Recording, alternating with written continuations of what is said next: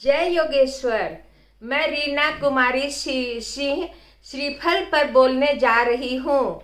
श्रीफल सज्जन लोग नारियल की तरह होते हैं, जबकि दूसरे लोग बैर की तरह सिर्फ बाहर से मनोहर दिखाई देते हैं। समाज के अधिक लोग बैर का अनुसरण करने वाले होते हैं। मानव को अच्छा बनने के बजाय अच्छा दिखना ज़्यादा पसंद है। अच्छा दिखाई देना सरल है, परंतु अच्छा बनने के लिए कष्ट सहने पड़ते हैं, घिस जाना पड़ता है। आज का जमाना व्यक्ति पूजा का है, चरित्र पूजा का नहीं। नारियल हमें चरित्र पूजा की प्रेरणा देता है। बाह्य सौंदर्य के अभाव में लज्जित न होकर वह अपने आंतरिक सौंदर्य को विकसित किया है, इसलिए उसे श्रीफल नाम का गौरवप्रद श्रीफल नाम प्राप्त हुआ है।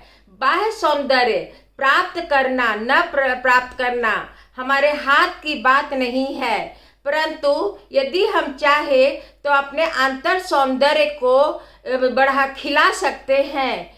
सुकरात, ईसक, अब्राहम लिंकन जैसे लोगों ने अपने गुण सौंदर्य, विचार सौंदर्य और जीवन सौंदर्य से अपने बाह्य करूपता को भुला दिया था।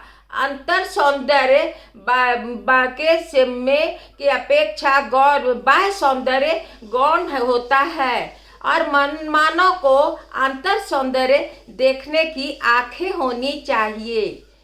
अष्टावक्र महर्षि अष्टावक्र एक बार जनक राजर्षि के राज दरबार में गए तो वहाँ के जो राजसभा के पंडित लोग महर्षि अष्टावक्र के देह की वक्रता को देख निहार कर हंसने लगे।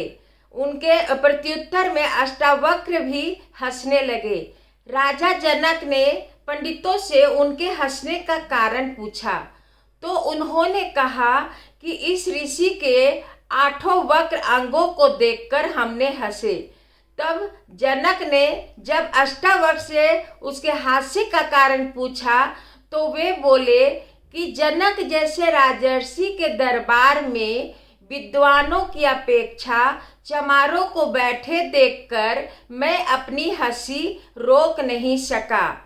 इसके जवाब पूछने पर जनक ने पूछा तो अष्टावक्र ने कहा कि विद्वानों के पास अंतर सौंदर्य देखने की आंखें होनी चाहिए, जो इन लोगों के पास नहीं है। इन लोगों को हमारे गुण सौंदर्य और विचार सौंदर्य दिखाई ही नहीं दिया। इनका ध्यान केवल मेरे बाहर की कुरूपता को देखने में था।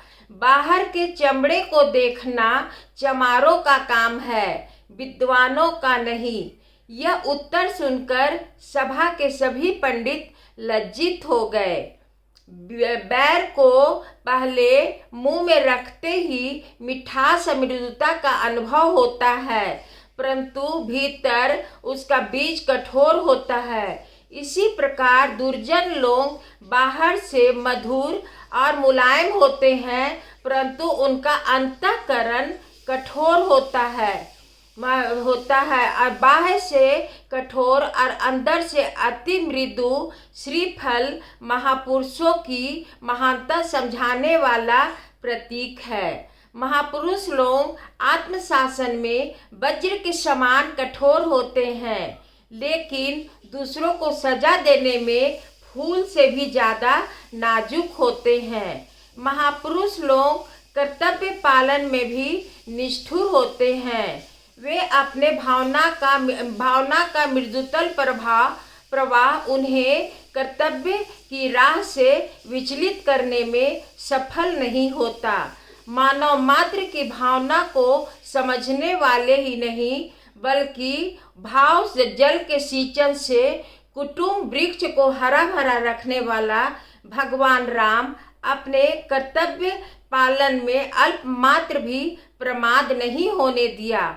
भावना से कर्तव्य को महान समझने वाले प्रभु राम भारतीय संस्कृति के आदर्श पुरुषों में अग्र स्थान रखते हैं। मंदिर में देवी या देवता के सामने जो हम नारियल तोड़ते हैं उसके पीछे बलिदान का भाव है। मानव और पशु का बलिदान देने वाले प्राचीन मानव को हमारे ऋषियों ने समझाने का अथक परिश्रम किया।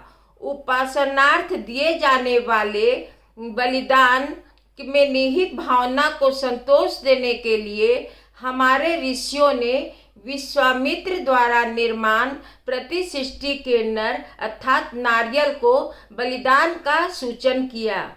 नारियल में भी सिर, चोटी, नाक और 2 आँखें होती है। मंदिर में नारियल चढ़ाकर उसके ऊपर का भाग, आधा भाग मंदिर में रखकर और नीचे का आधा भाग प्रसाद में लेने की पद्धति है।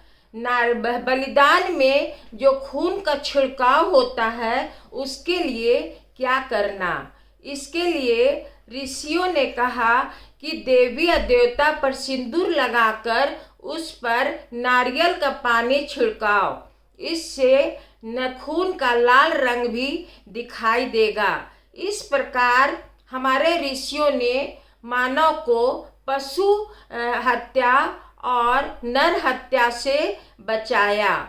नर हत्या से बचाया।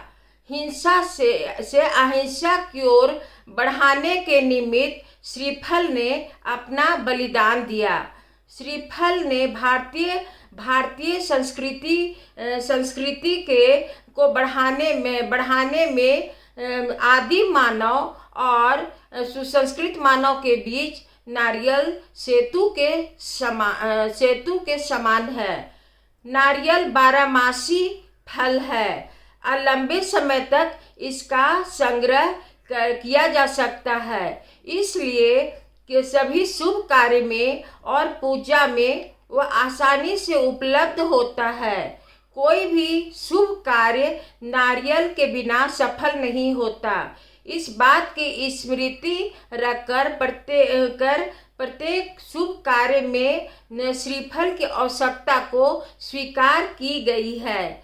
हमारी भारतीय संस्कृति के बलिदान का प्रतीक यानी श्रीफल, अंतर सौंदर्य की महिमा बताने वाला प्रतीक यानी श्रीफल, नारियल मानव मन के वैभव का प्रतीक है। वह कठोर कर्तव्य निष्ठा की प्रेरणा देता है। सोलनेपन को पीकर मिठास अर्पण करने की अनोखी शिक्षा देता है।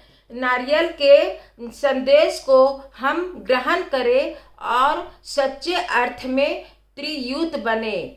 धन्यवाद। यदि यह श्रीफल की अच्छी लगी हो तो लाइक और सब्सक्राइब अवश्य कीजिए।